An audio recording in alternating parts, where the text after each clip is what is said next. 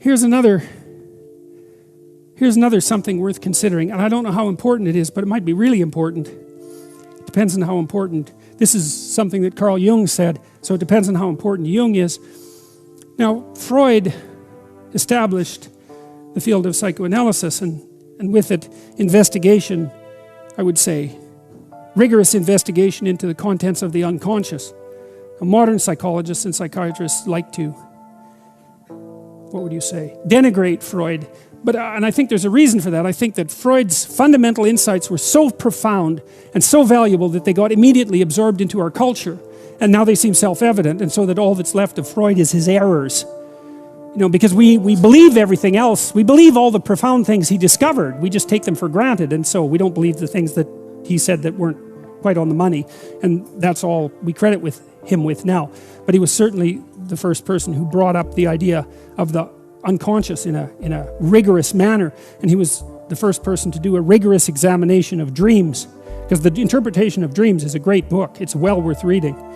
And he was the first person to note that people were, in some sense, inhabited by sub-personalities that had a certain degree of autonomy and independent life. Brilliant observation. The cognitive psychologists haven't caught up with that at all yet. Jung was profoundly affected by Freud. Jung was profoundly affected by Nietzsche and by Freud. Those were his two main intellectual influences. I don't think one more than the other. He split with Freud on the religious issue. That was what caused the disruption in their relationship. And I think it's an extremely interesting historical occurrence. It might be of profound significance. Freud believed that the fundamental myth of the human being was the Oedipal myth. And the Oedipal myth, from a broader perspective, is a failed hero story. So the Oedipal myth is the myth of a man who develops, who grows up, but then accidentally becomes too close to his mother, sleeps with her. He doesn't know who she is, and as a consequence blinds himself. And there's a warning about human development gone wrong in that story. And I think that Freud put his finger on it extraordinarily well, because human beings have a very long period of dependency. And one of the things that you do see in clinical practice is that many people's problems are associated with their inability to break free of their family. Like they're consumed by the family drama, right? They can't get beyond what happened to them in their family. They're stuck in the past.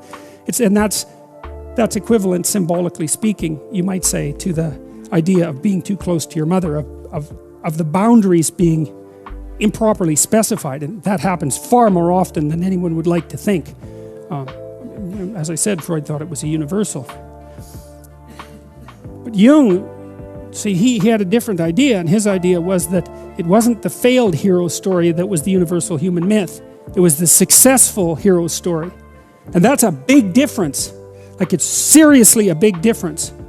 Because the successful hero story is, remember in Sleeping Beauty, you may remember this in the Disney movie, the evil queen traps the prince in a dungeon, and she's not going to let him out till he's old, right? And so there's this comical scene where she's down in the dungeon, he's all in chains, and she's laughing at him, telling him what his future is going to be like. She's quite evil. And, you know, she paints this wonderful picture of him being freed in like 80 years and hobbling out of the castle on his horse that's so old he can barely stand up, and him with gray hair. And you know, and she recites this story of his eventual triumphant departure from the castle as an old and decrepit man, and she has a great laugh about it. And it's nice, you know, it's a real punchy story. It's really something wonderful for children, that story. And he gets free of the shackles. And the things that free him are three little female fairies. So it's the positive aspect of the feminine that frees him from the dungeon. So it's very interesting and very accurate from a psychological perspective. It's the negative element of the feminine that encapsulates him in the dungeon, and it's the positive element of the feminine that frees him. And then he has the queen, the evil queen, is not very happy when he escapes. You may remember this. She stands on top of her castle tower and starts to spin off cosmic sparks. I mean, she's quite the creature, enveloped in flame, and then she turns into a dragon. And then the prince has to fight with her in order to make contact with Sleeping Beauty and awaken her from her comatose existence, as her unconscious existence. And it's a brilliant representation of a successful hero myth. He doesn't end up staying in an unholy relationship with his mother, let's say. He escapes and then conquers the worst thing that can be imagined and is ennobled by that, and that as a consequence he's able to wake the slumbering feminine from its coma. And that's a Jungian story, and that's the story that he juxtaposed against Freud. See, Freud thought of religious phenomena as part of an occult tide that would drown rationality. That's why Freud was so vehemently anti-religious.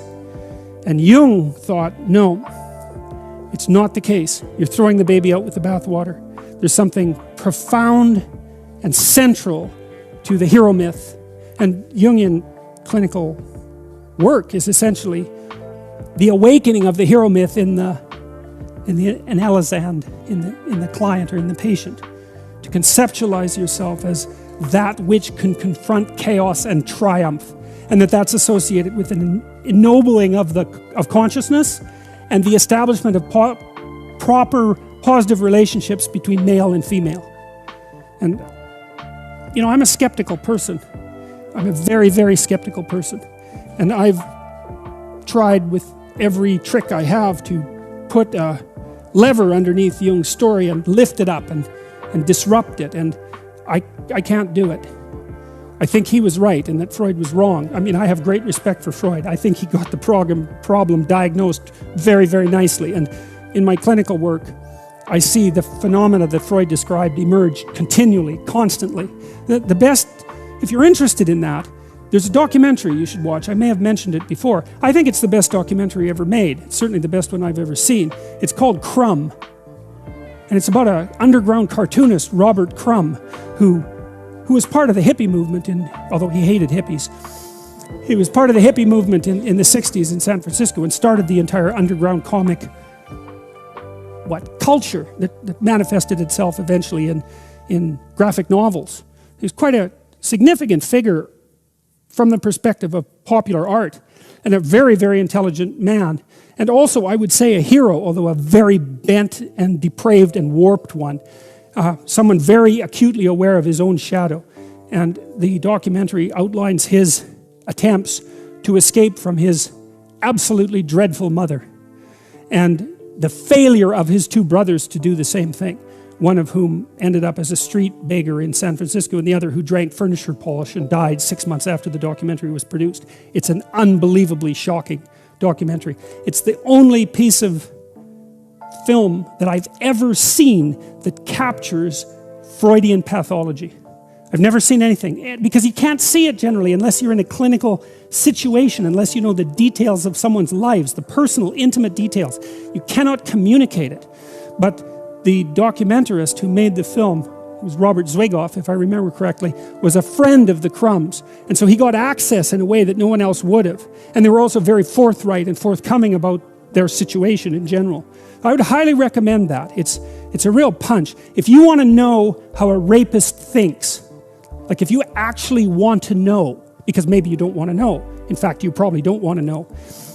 Right, because do you really want to know that? Because to understand that means to put yourself in that position and to understand it. If you really want to know how a serial sexual predator thinks and why, if you watch Crumb and you pay attention, you'll know. And that's only a tiny bit of what the film has to offer. It's really quite remarkable. Anyways, Jung split with Freud on the issue of the Oedipal story as the fundamental myth of humankind, and on the issue of the validity of the religious viewpoint. And Jung came down heavily on the side of the validity of the religious viewpoint. And he established that in a book called Symbols of Transformation, which was written in 1914. And that's the book that produced the permanent split with Freud. And that book, I would say that book's actually been written 3 times. it was written as symbols of, 4 times, written as symbols of transformation, which Jung extensively revised when he was old. And then it was rewritten, in a sense, by a student of Jung's called Erich Neumann, who's also someone I would really recommend. Erich Neumann, I think, is Jung's greatest student. And he wrote 2 books. He wrote one called The Origins and History of Consciousness, which is a description of the development of consciousness out of unconsciousness, using the hero myth as an interpretive skeleton. So Neumann viewed the hero myth as the dramatized story of the emergence of human consciousness out of the surrounding unconsciousness in which it was embedded.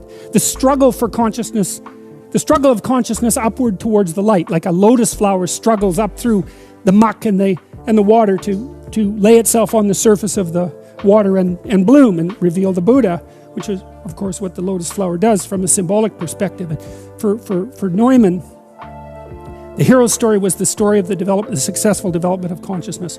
And The Origins of Consciousness, The Origins and History of Consciousness, is a great book. Interestingly, Camille Paglia read The Origins and History of Consciousness. She's one of the few mainstream intellectuals that I've ever encountered who read that and commented on it. And she believed that it would be sufficient antidote to postmodern denigration of literature. She thought it was that powerful a work, and I believe that. I think it's a remarkable book. Carl Jung wrote the foreword to that book, and he said in the foreword that it was the book that he wished he would have written. So it's sort of like Jung. He wrote, I don't remember how many volumes, dozens of very thick, difficult volumes. It was like Neumann was able to distill those into a single volume statement. And so I would also say, if you're interested in Jung, the best book to read is The Origins and History of Consciousness. It's the best intro into the Jungian world. So Jung's very difficult to understand. It requires a real shift of perspective in order to understand what he's talking about. And Neumann wrote another book called The Great Mother, which is a little bit more specialized in some sense, but it's also extremely interesting because it fleshes out the archetype of chaos and its representation as feminine. It's a brilliant book as well, and highly worth reading, both those books. Anyways, Jung was a very strange person and a visionary, and so that's kept him outside of the academic realm almost entirely. I mean, I was constantly warned as an undergraduate and then a graduate student and then a professor against ever talking about Jung in any way whatsoever. When I went on the job market, when I was at McGill, when I had graduated from McGill, I had done my scientific research on alcoholism, and I had a fairly lengthy publication record that was pure empirical research and really neurophysiological research into the pharmacology of alcoholism. And I'd established a reasonably solid dossier of publications, but at the same time I was writing this book that became Maps of Meaning, and so I'd split my time in graduate student school between these two endeavors, one very specifically neurological and pharmacological and really biologically based, and the other very abstract, religious, symbolic, psychoanalytic, the complete opposite. But I could see that the two things overlapped really nicely, and there was a number of scientists at the time that were also drawing the same conclusions, the same relationship between the biology and the psychoanalysis. Jaak Panksepp, who wrote a book called Affective Neuroscience, which is a great classic, is one of those people who saw the relationship between the neurobiology of emotion and motivation and the psychoanalytic insights. Never became a mainstream view, but I think it's too complex. I think that bridging the gap between the biology and the symbolic is too much for people, generally speaking. You know, it was certainly virtually too much for me because I got quite ill when I was a graduate student, I think, for a variety of reasons. I also would go out and party 3 nights a week, and so that probably had something to do with it. But working on those two things simultaneously was also rather exhausting. Now, Jung was a tremendously insightful clinician, and he was a strange person, introverted visionary, high in introversion, very, very, very, very, very high in openness, like off the charts. And also, God only knows what his IQ was. I mean, every time I read Jung, it's like reading Nietzsche. It's terrifying because, you know, he's so damn smart that he can think up answers to questions that you don't even, it's not like you don't understand the answers. It's that you never conceptualized the damn questions. It's really something to read someone like that, right, who says, well, here's a mystery, and you think, wow, I never thought of that as a mystery, and here's the solution. It's like, okay, that's something, you know. And he could read Greek, and he read he read a very large variety of ancient languages and was very familiar with the entire corpus of astrological thought and of alchemical thought and of classic literature and biblical stories, and I mean, educated in a way that no one is educated now. And so he's a very daunting person to encounter, and terrifying, absolutely terrifying. His book, Ion, which is the second volume of volume 9, which is the archetypes of the collective unconscious. That damn book is just absolutely terrifying, because Jung, he's one of these visionaries who can see way underneath the social structures and look at patterns that are developing across, in Jung's case, across thousands of years, and lays them out. And so that's really something to encounter. Ion is a terrifying book.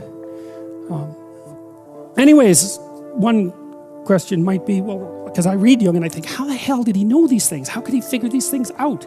I can't understand how he could possibly know these things. Well, here's a partial answer. Jung was a visionary, and so what that means, as far as I can tell, and we could do a little quick survey here. How many of you think in words? Put up your hands. Do you think in words? Okay, so it looks like. What about pictures? How many of you think in pictures? Okay, so that's interesting. How many of you think, that's about half and half, by the way, probably a fewer on the word side. How many of you think in pictures and words? Okay. And so, all right, so it was roughly a third in each category, but that's also something that I really haven't encountered any research on from the neuropsychological perspective. It's like, well, do you think in pictures or do you think in words? And is that actually a reliable distinction? I think in words most of the time, but I can think in pictures. Like if I'm trying to build something, I can think in pictures almost instantaneously, but it isn't my natural mode of thinking. I'm hyperverbal, and so my natural mode of thinking is to think everything through in words. But I know my wife isn't like that. She thinks in images and then has to translate them into words. And so, anyways, Jung was very literate, and he could really think in words, but he could really think in images. Also, talking to my wife quite extensively, like the intensity of her visualization vastly exceeds mine. So for example, if I close my eyes and I try to imagine the crowd in front of me, it's pretty low resolution and vague and not brilliantly colored and vivid. You know, it's like I'm seeing through a glass darkly, let's say. I can't bring images to mind with spectacular clarity, but my wife is very good at that, and Jung seemed to be absolutely a genius at that kind of thinking. And he had a lot of visionaries in his family history as well, so I don't know to what degree there's a hereditary component of that, and I don't know to what degree that's actually like a neurological specialization. I presume it would be associated with the trait openness, distinguishes itself, differentiates itself into interest in ideas and interest in aesthetics. And my suspicion is that the people who are more interested in aesthetics are the visionary types, the ones that think in images. Anyways, Jung could really think in images, and he could imagine beings. And I had a client once who was a lucid dreamer. And how many of you have had a lucid dream? So you know you're dreaming while you're, okay, many. That phenomena wasn't really even identified as a phenomena until the end of the 19th century. There was a book written about it that Freud tried to get his hands on but couldn't, because it was a very rare book. And then there was a researcher about 30 years ago who started to study lucid dreams. But anyways, I had a client who was a lucid dreamer, and one of the things she could do was ask her dream characters what information they were trying to convey, and they would tell her. So that was very interesting. And one of the consequences of that was, and I don't have this story completely right in my memory, but it's close enough. She was afraid of a very large number of things. And in her dream, I think it was a gypsy standing by a wagon, told her that if she was going to be successful in university, that she would have to visit a slaughterhouse. And that was something that was way beyond her capacity to tolerate. She was a vegetarian. She couldn't stand the sight of raw meat even. And she was very oppressed and depressed and anxious because of the slaughterhouse nature of existence. And so her dream focused on that. And one of the consequences of that, because the slaughterhouse was out of the question as a clinical intervention, I took her to an embalming, right? Because I asked her what might be equivalent to that. And so she suggested that. And exposure therapy is a hallmark of clinical psychology, right? One of the things you do with people as a clinician is you find out what they're afraid of, and you gradually and voluntarily expose them to that, and that cures them. And that's associated with the hero myth, right? It's exactly the same thing. It's like there's a dragon, and it's stopping you, because there's lots of dragons. Most of them aren't stopping you. You can ignore them. You don't have to just go, slash away at randomly. You're not supposed to be fighting dragons that aren't in your way. But if they are in your way, you can't ignore them, and then you decompose them into sub-dragons, and you have people, take them on. And as they take them on, they dispense with the dragon, and they gain the power of the dragon. It's like a video game. Actually, a video game is like that. That's why people like the video games. Well, that's right? There's a reason that you absorb power when you overcome things when you play a video game. It's not like that's intrinsic to the video game structure. That's an archetypal idea. Anyways, we went and saw an embalming, which was a very interesting experience and quite useful for her, because she knew what she could tolerate after that, and it was a hell of a lot more than she thought she could tolerate. And so that's very useful to know. Back to Jung. He's a visionary thinker. Now, my client, I said, she could lucid dream, and she could ask her dream characters what they wanted and what they were trying to communicate to her. So that was pretty interesting. That happened spontaneously, had nothing to do with me. I mean, I'm interested in dreams, and many of my clients are great dreamers, especially the creative ones, because I think it's a hallmark of creativity to have vivid dreams and to be able to remember them. But that was a faculty that was natural to her. Jung had this other client at one point, and she had a variety of fears, and she had this dream that she told me. And she was walking down a beach, and on the side of the beach, up a dune, a small dune, there was this old man with a snake, a big python, and there's a crowd around him. And she was walking by the snake handler and the snake and the crowd, and she didn't want to have anything to do with him. He was sort of showing people this snake. And she told me that dream, and I thought, well, you probably need to go see that snake. And so I relaxed her. It's a quasi-hypnotic technique, and it's very straightforward. Hypnosis is generally nothing but pronounced relaxation, although you have to be susceptible to hypnosis to actually fall into a hypnotic trance as a consequence of being relaxed. I just relaxed her. I had her breathe deeply and pay attention to different parts of her body and just relax her muscles one by one, essentially, so that she could concentrate. And then I told her we'd play with the dream a little bit. It's a Jungian technique. I said, well, so call the dream image to mind, which she could do quite well. I said, okay, so let's explore it. It's like pretend play. If you're a kid and you're pretend playing, you don't exactly direct the game, right? You play the game.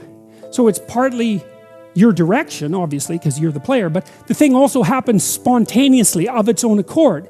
And you could think about that as a dialogue between the conscious mind and the unconscious mind in some sense. It's a developmental dialogue. It's not a fun game if you just direct it. It's only a fun game if you're inviting and something is welling up as a consequence. It's the same thing that happens when you're engaged in some kind of artistic or literary production. If it's all top down, if you're forcing it, then it's propaganda, it's empty. What you want to sort of is put yourself in a receptive state of mind, in an imaginative state of mind, and it's sort of half you and half nature itself manifesting itself in your creative imagination. And that was the sort of state that we were striving for. And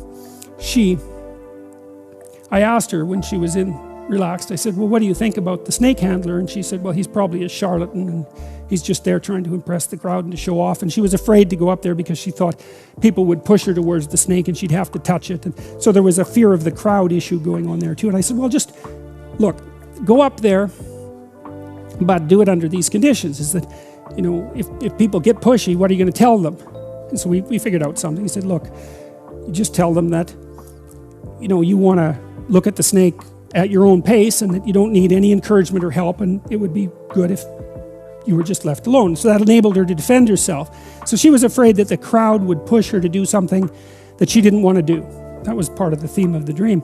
So anyway, she eventually climbed the dune in her imagination and went into the crowd, and the crowd turned out to be quite welcoming and not hostile and not pushy, which isn't what you'd expect, right? Because you'd think the crowd would have reacted in accordance with her fears, since it was her fantasy.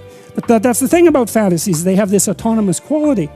But the crowd was welcoming and not hostile, and it turned out that the snake handler wasn't a charlatan. He was just an old guy who had this snake, and he was out there just showing it to people because he thought it was a cool thing, and that maybe it was good for people to come and look at a snake. And so she got close enough to the snake to touch it. And so I'm telling you that because I want you to understand a bit more about what Jung was trying to do. And so he wrote these books, notebooks that haven't been published yet, called the Black Books. And the Black Books are the documentation of his experiments with his imagination. And what he would do is daydream, like a child daydreams. He regained that faculty, although I think with Jung it was a faculty that had never really disappeared. And he had figures of imagination that came to him that he could speak with. And he spoke with these figures of imagination and documented that over a very long period of time. And that was eventually distilled into a book called The Red Book, which was published about 3 or 4 years ago. And it was a book that Jung regarded as the central source from which all his inspiration emerged. It was sort of, the way it looks to me is that we embody a lot of information in our action, right? And our action has developed as a consequence of imitating other people.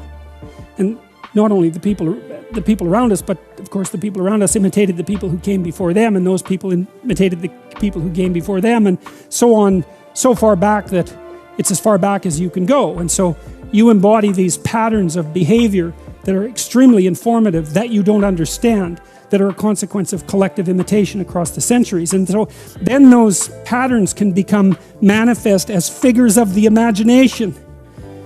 And those figures of imagination are the distillations of patterns of behavior. And so as the distillations of patterns of behavior, they have content.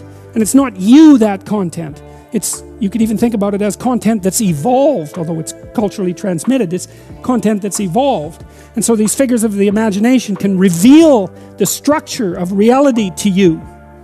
And that's what happened with Jung, and that's what he described in the Red Book, and that was what permeated his psychology, a psychology that was based on the presupposition that the fundamental archetypal structures of religious belief were not pathological, not deceitful, not protective in some delusional sense against the fear of death, but quite the contrary. The very stories that enabled us to move forward as confident human beings in the face of chaos itself. And it's conceivable, I think perhaps probable, that nothing more important conceptually happened in the 20th century than that. Because it was the first time post-Enlightenment that a rapprochement between the intellect and the underlying religious archetypal substructure occurred. You have in the capacious intellect of Jung, and the same thing happened to some degree with Piaget, the religious domain and the factual domain were brought back together. And the fact of Jung's enduring and increasing popularity and influence, I would say, is a direct consequence of that. Now, some of his work was spun off into the New Age, and the New Age is a very optimistic and naive movement. It's predicated on the idea that you can do nothing, say, but follow your bliss, and that will take you ever higher to enlightenment, and that's not the Jungian idea at all. The Jungian idea is that what you most need will be found where you least want to look. So there's this story, King Arthur. There's this story of King Arthur. They're all in a round table, right? King Arthur and his knights, they're all equals. They're all superordinate, but they're all equals. And they go off to look for the Holy Grail. And the Holy Grail is the container of the redemptive substance, whatever that is. It might be the cup that Christ used at the Last Supper, or it might be a chalice that was used to capture his blood on the cross, right? When he was pierced by a sword. The stories differ. But that's the Holy Grail, and the Holy Grail is lost. That's the redemptive substance. And the knights of King Arthur go off to search for the Holy Grail. But they don't know where to look.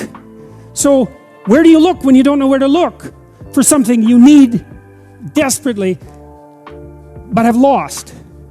Well, each of the knights goes into the forest at the point that looks darkest to him. And that's Jungian psychoanalysis in a nutshell. It's like that which you fear and avoid, that which you hold in contempt, that which disgusts you and that you avoid. That's the gateway to what you need to know. There's nothing New Age about that. That's for sure. Now, Jung, when he started this endeavor, he started with this. This is part of the notebooks from the Black Book. He said, he wrote, my soul, where are you? Do you hear me? I speak. I call you. Are you there? I've returned. I'm here again. I've shaken the dust of all the lands from my feet, and I've come to you. I am with you. After long years of long wandering, I have come to you again. For the Jungians, the hero's journey is a journey within. And I think that that's probably the bias of introverts, to believe that the hero's journey is only an inward journey. I think that it can be an outward journey too, because I don't think it matters where you confront the unknown, whether it's within or without. What matters is whether or not you confront the unknown. That's what matters.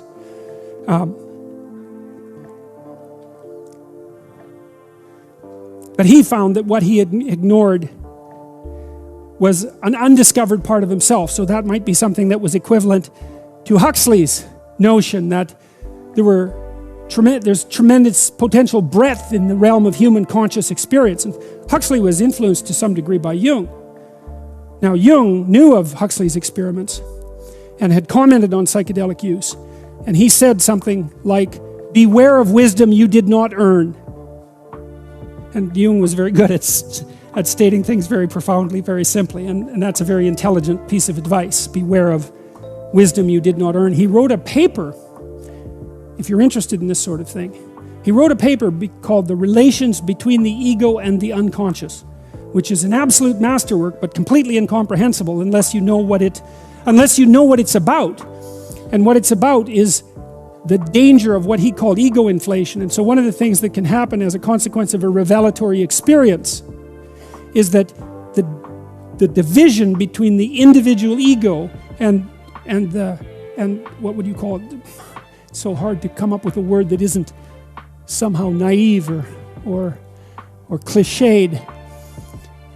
To erase the relationship, the boundary between the specific consciousness of the ego and the more generalized consciousness, and more generalized consciousness as such, is a dangerous thing to do, because you can start to equate yourself, your specific self, with that more generalized consciousness as such. And Jung thought about that as something akin to a psychotic inflation. And the paper, Relations Between the Ego and the Unconscious, is a document that tells you how to avoid that if you're playing in this kind of realm. And one of the injunctions is to keep your feet on the ground. He thought that was partly what happened to Nietzsche, was that Nietzsche wasn't grounded enough in life. He wasn't grounded enough in day-to-day rituals and routines and the mundane. Now, you could debate whether or not that's the case, whether or not that's a reasonable argument, but that was still what Jung believed. Okay, so why am I telling you all this? I'll finish with this. From December 1913 onward, Jung carried on in the same procedure, deliberately evoking a fantasy in a waking state and then entering into it as a drama. These fantasies may be understood as a type of dramatized thinking in pictorial form. In retrospect, he recalled that his scientific question was to see what took place when he switched off consciousness. The example of dreams indicated the existence of background activity, and he wanted to give this a possibility of emerging, just as one does when taking mescaline. These journals are Jung's contemporaneous clinical ledger to his most difficult experiment, or what he later describes as a voyage of discovery to the other pole of the world. Jung believed that we were dreaming all the time, but that during waking life, the pressure of external images was such that the unconscious fantasy imagery was, or that the fantasy imagery was of insufficient magnitude to be conscious, but that we were always situated in a dream in relationship to the world.